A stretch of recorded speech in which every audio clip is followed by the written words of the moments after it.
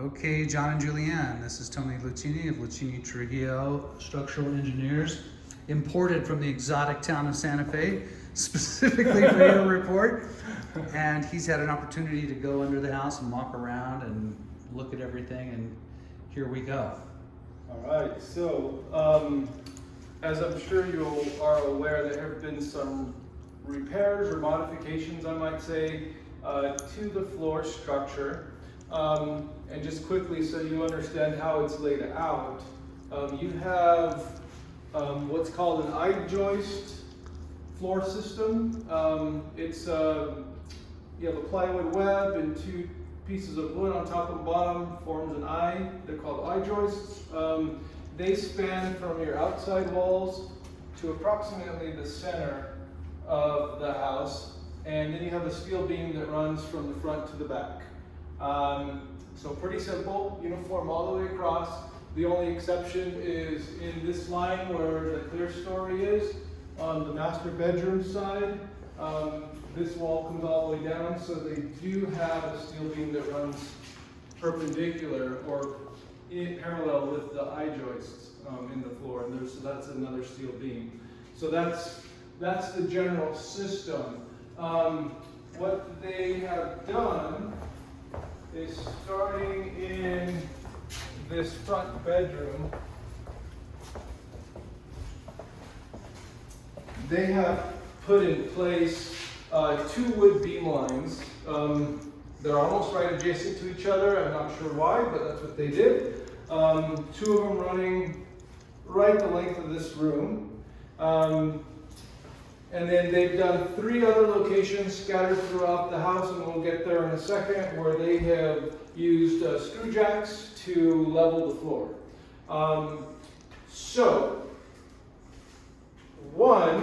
My assumption is that they did all of this simply because they were getting deflection in the floor, meaning it was sagging to a noticeable extent.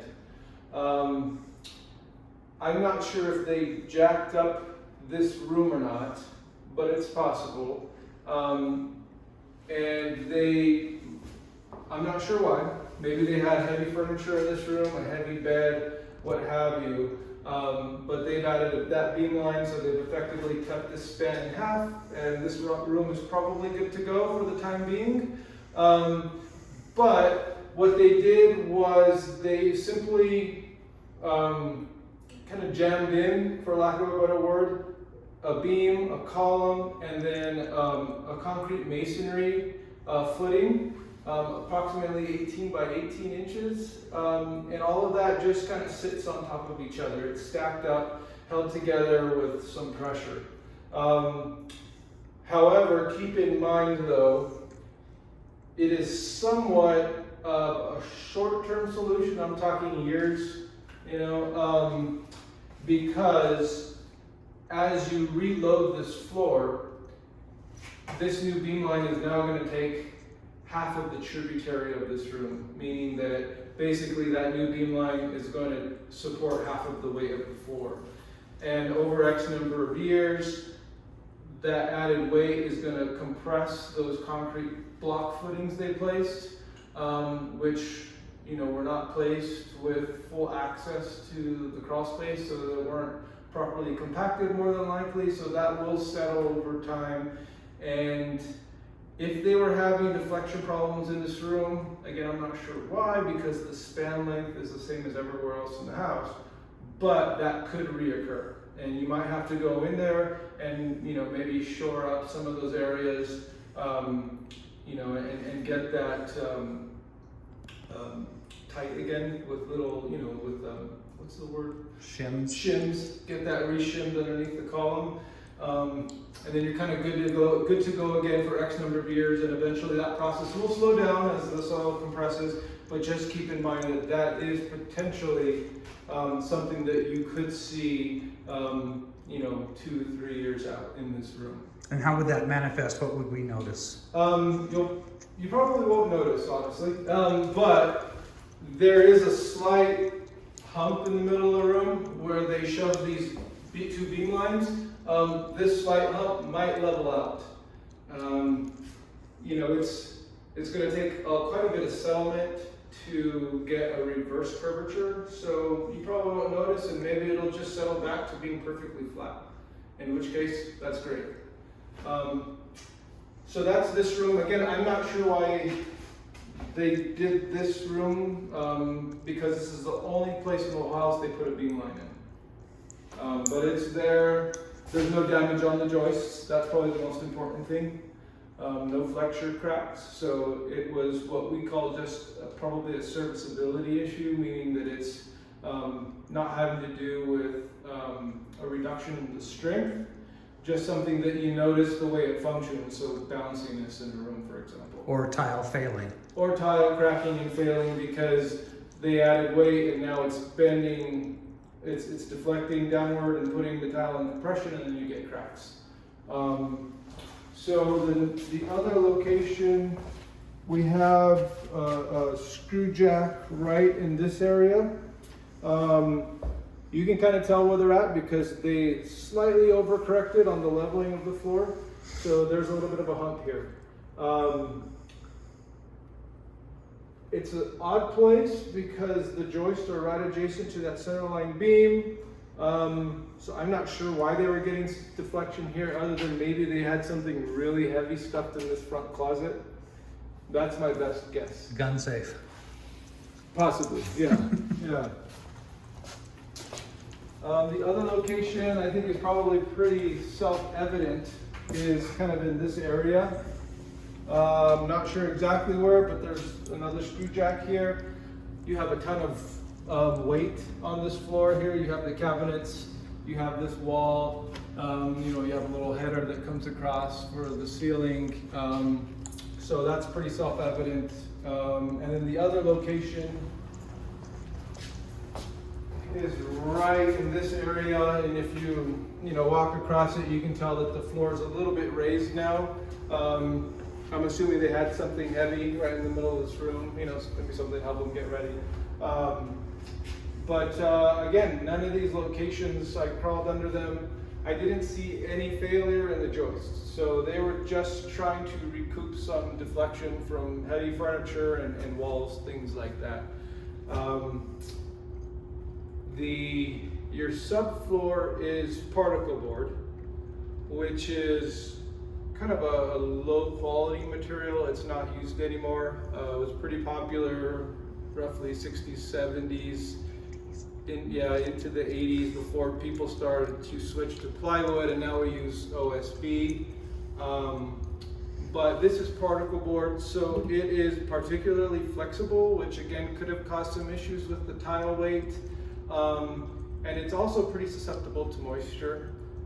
It is a glue-based product, so heavily glue-based product. So as moisture gets in, it of course breaks that glue down. There is pretty bad staining in your wet areas, so the bathroom and the kitchen. I don't see any signs that it's actually failing, but it is heavily stained. You could say it's black now.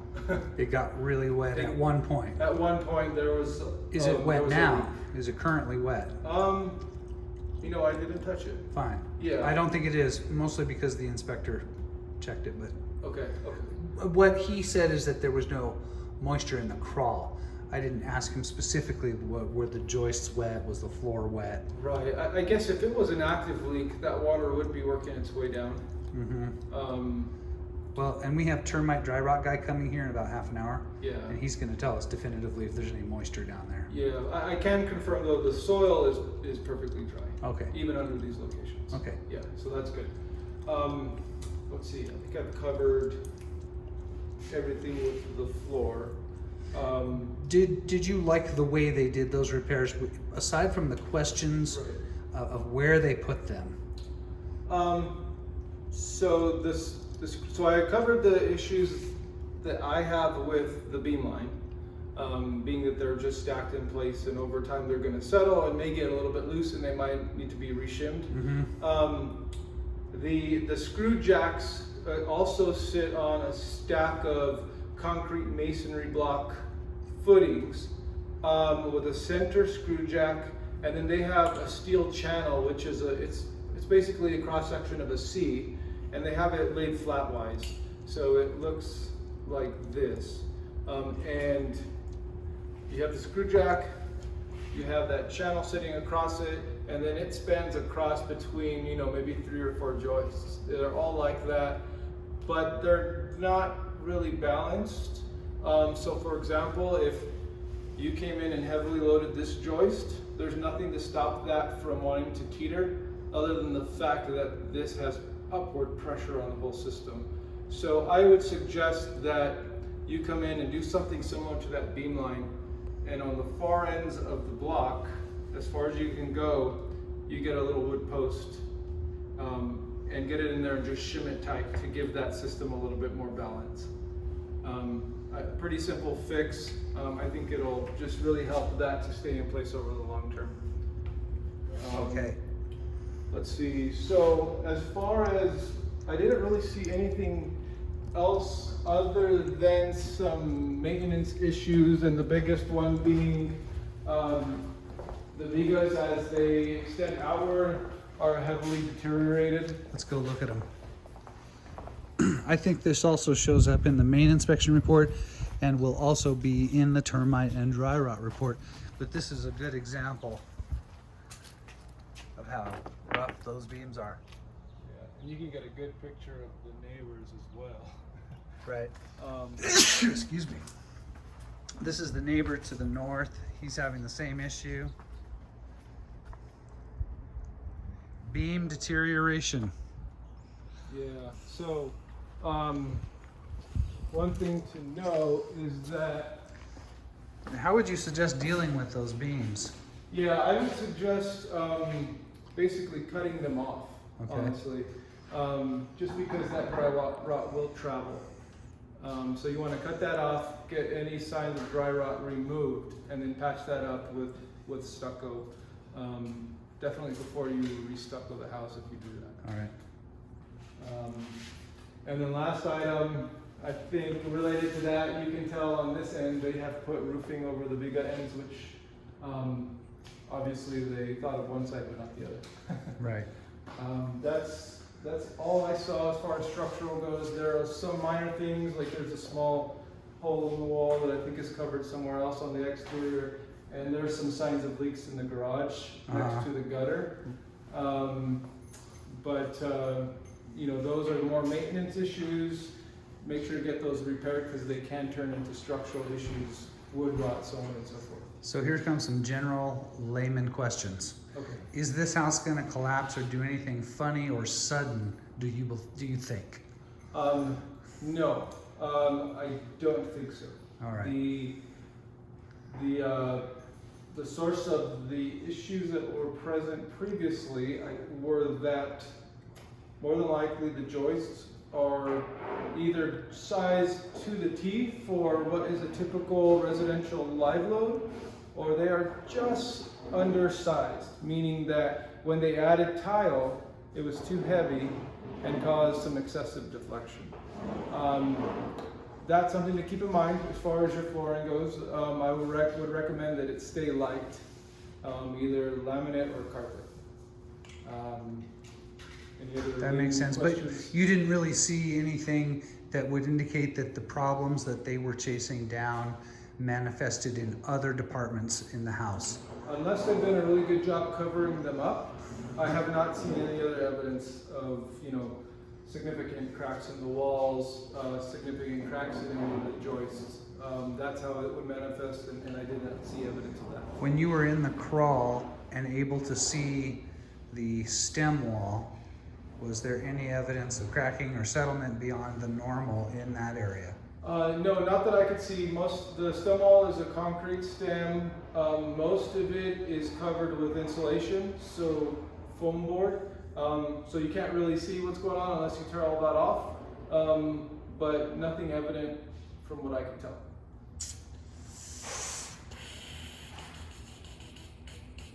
I mean, I can't think of anything else. On a scale of 1 to 10, 10 being a perfect repair, done exactly the way you would have recommended, and 1 being total disaster, Where would you put this repair? I would put it maybe at like a 7, because they've taken care of localized problems that were there previously. Obviously, problems that were directed by furniture placement, as one room showed over in the master. So, you know, that, like I said, that just tells me that the joists definitely don't have a lot of excessive play and then strength-wise. So, depending on your furniture and your placement, you could develop some localized settlement issues. Is that mainly because of the type of board that was used, the particle board? It's mainly because I believe the joists are probably on, maybe teetering on the undersized end of things. So, if that does happen, doing a localized shoring like that is a solution. But keep in mind that things like that, just like the front room, over time might need some tightening as things settle, and you need that, and you know, they start to pull away from the joists that they are shoring up. So it is somewhat of a short-term solution. The longer-term solution was probably cost prohibitive. Yeah, longer term, if I was going to come in here and we're going to just fix the whole floor so we don't have any localized issues, I would probably be adding beam lines down, one down this end of the house and one down that end of the house. And what I can do, if that's a real concern, you know, I can see if I can find some grading on these joists and figure out where they might actually fit as far as strength goes. As a future move, like to do calculations as to their actual capability? Right. All right, we'll talk about that later. I had a subtle question, which I thought was good. Then I was thinking about what you said and it slipped away. Damn it. It was something to do with, you know, if, yeah, gone forever. Beams. Floor joists and beams. Yes, it definitely had to do with floor joists and beams. Let's see, I'm trying to think of something that I haven't covered that we talked about earlier, but. No, it was. Do you like the fix? Do you think this house has got structural problems? Did you, yeah. If I think of it, I'll email it to you. Yeah. You know, I think that maybe the conclusion, the takeaway is that there weren't any visible flexure cracks in the joists. So even though the joists might be lightly sized from a serviceability perspective, meaning as far as how bouncy they might feel under loading or that deflection that they're obviously correcting, they're not necessarily weak to the point that they would cause an actual failure from a strength perspective. I see. Yeah. So we could expect them to go long, but maybe show symptoms of this problem reoccurring in the future.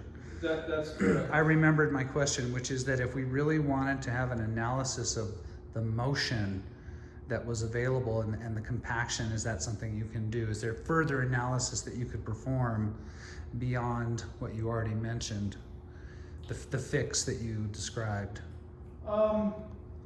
As far as analysis goes, you know, like I said, I can check the joists. I didn't see any issues with the steel beams, so I don't think I need to check those. You know, really, if I check any of the solutions, and probably look at the size of those concrete blocks that they use relative to what is a typical allowable bearing pressure on the soil, they're probably not going to work.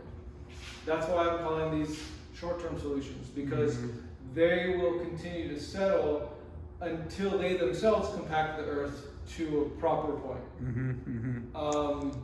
aside from that, like I said, I can check those, but I know what the answer is going to be. They're undersized. Right. Yeah. You can tell just by looking. Right. Basically. And how much settlement would one expect typically? And I know this varies a lot based on soil composition and moisture and so forth, but if one had to predict how much settlement was available under there, what do you think could happen?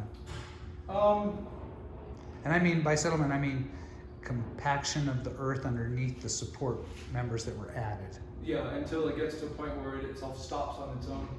Right. Yeah, I would guess that they could probably have about 3/4 of an inch. 3/4 of an inch. Which is quite a bit. In your world, that's a lot. That's a heck of a lot. Okay. That's why I'm saying you're more than likely going to have to get in, retighten the screw jacks, and shim the 2 wooden beam lines up in the front room. Because they will settle, and then they will get to a point where the joist is, it looks like it might be touching, but it's almost just barely. If you gave it a good knock, it might move. Exactly. Uh-huh. And if there really was a huge deflection problem, which I'm guessing there was because they put a beam line up there, that's going to start to show. Are you worried about this house? If you were looking at buying this house, is this something that would turn you off, or is this something that is within the realm of reasonable to deal with as a homeowner, not as a structural engineer? Yeah. But from a homeowner's perspective, just knowing that there's going to be maintenance issues coming down the pike.